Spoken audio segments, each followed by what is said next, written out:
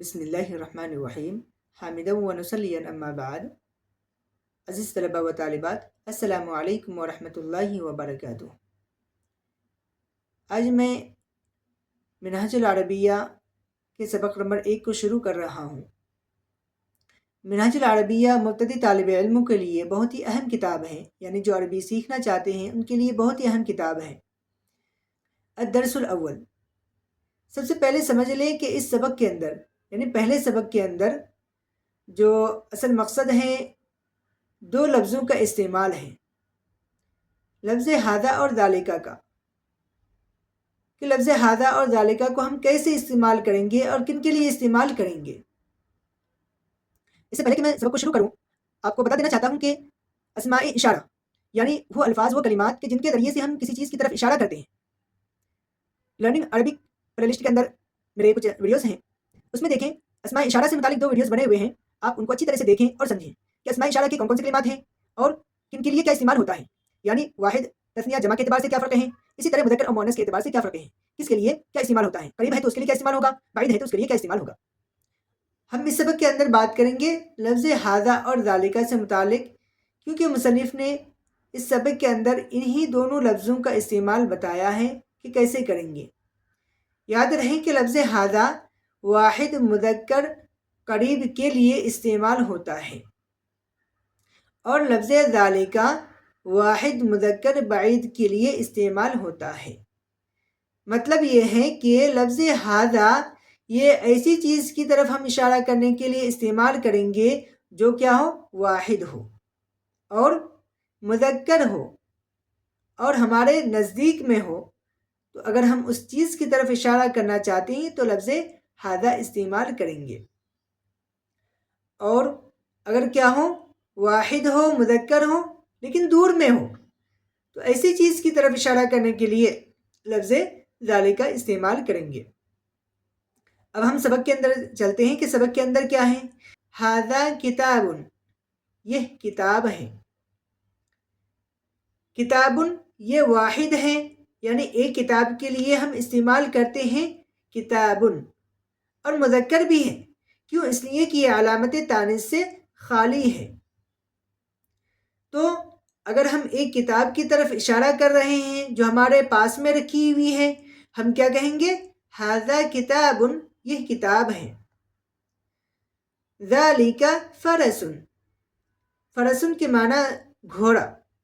اگر آپ سے دور میں کوئی گھوڑا ہے، آپ اس کی طرف اشارہ کرنا چاہتے ہیں کہ وہ جو جانور دکھ رہا ہے وہ گھوڑا ہے، تو ہم کیا کہیں گے، ذالکہ فرس، وہ گھوڑا ہے. ذالکہ فرس، وہ گھوڑا ہے. آپ سے دور میں کوئی کتا کھڑا ہے، کوئی آپ سے پوچھ رہا ہے کہ وہ کون سا جانور ہے، تو آپ کیا کہیں گے، ذالکہ کلب، وہ کتا ہے. ذالکہ کلب، وہ کتا ہے. تو دیکھیے فرسن بھی کیا ہے، واحد ہے، مذکر ہے. کلبن بھی کیا ہے، واحد ہے، مذکر ہے. ھذا جمل، یہ اونٹ ہے. آپ کے پاس میں نزدیک میں کوئی اونٹ کھڑا ہے، آپ اس کی طرف اشارہ کرنا چاہتے ہیں کہ یہ اونٹ ہے، کیا کہیں گے، ھذا جمل، یہ اونٹ ہے. اب ہم آگے چلتے ہیں، کچھ الفاظ ہیں ہم اس کا ترجمہ کریں گے اور سمجھیں گے کہ کیسے استعمال ہوا ہے.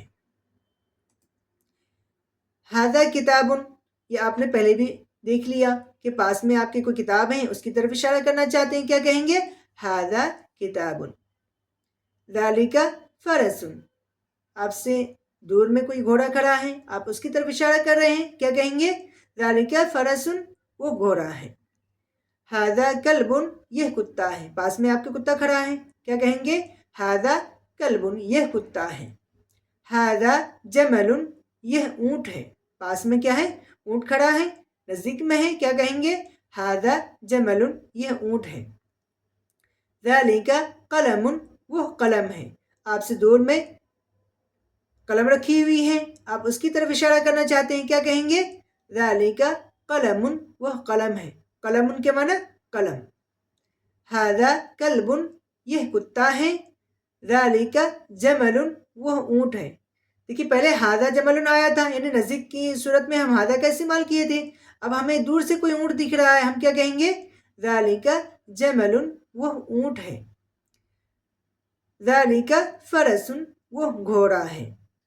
دیکھیے مصنف نے یہاں پر بار بار ریپیٹ بھی کئی جملوں کو کیے ہیں، وہ اس لیے کہے ہیں تاکہ آپ کو اچھی طرح سے سمجھ میں آ جائے کہ دور ہونے کی صورت میں ہم کیسے استعمال کریں گے اور قریب کی صورت میں ہم کیسے استعمال کریں گے۔ اب ہم چلتے ہیں تمرین کے اندر۔ سب سے پہلے یہ جان لیں کہ تمرین کیوں دی جاتی ہے۔ تمرین کا مقصد یہ ہے کہ آپ نے جو سبق کے اندر پڑھا ہے، آپ تمرین کو ویسے خود بنانے کی کوشش کریں، آپ خود اسے بنائیں، اس کے بعد دیکھیں سبق سے ملا کر کے کہ کیا آپ نے تمرین صحیح کیا ہے یا نہیں کیا ہے۔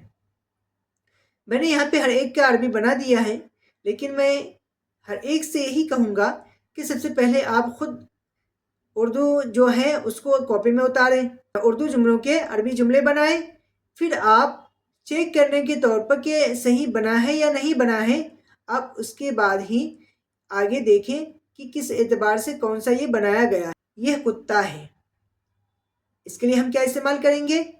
یہ کے لیے ھذا، اور کتے کے لیے کیا؟ کلبن۔ جملہ کیا بن جائے گا؟ یہ کتا ہے، ھذا کلبن۔ وہ گھوڑا ہے، وہ کے لیے کیا استعمال کریں گے؟ ذالکا۔ اور گھوڑے کے لیے فرسن۔ فرسن کیا ہے؟ واحد ہے، مذکر ہے، اسی لیے ہم وہ کا جو ہم عربی بنائیں گے کیا بنائیں گے؟ ذالکا۔ ذالکا فرسن۔ یہ اونٹ ہے، ھذا جمل۔ وہ کتا ہے، ذالکا کلبن۔ یہ گھوڑا ہے، ھذا فرسن۔ وہ اونٹ ہے، ذالکا جمل۔ یہ قلم ہے، ھذا قلم۔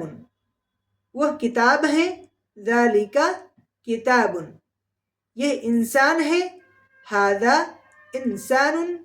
وہ حیوان ہے، ذالکا حیوان۔ حیوان کا بھی عربی حیوان، انسان کا انسان۔ یہ سوال ہے، ھذا سؤال۔ سوال اردو میں بولتے ہیں، لیکن عربی میں سؤال، کیا کہیں گے ہم؟ سؤال۔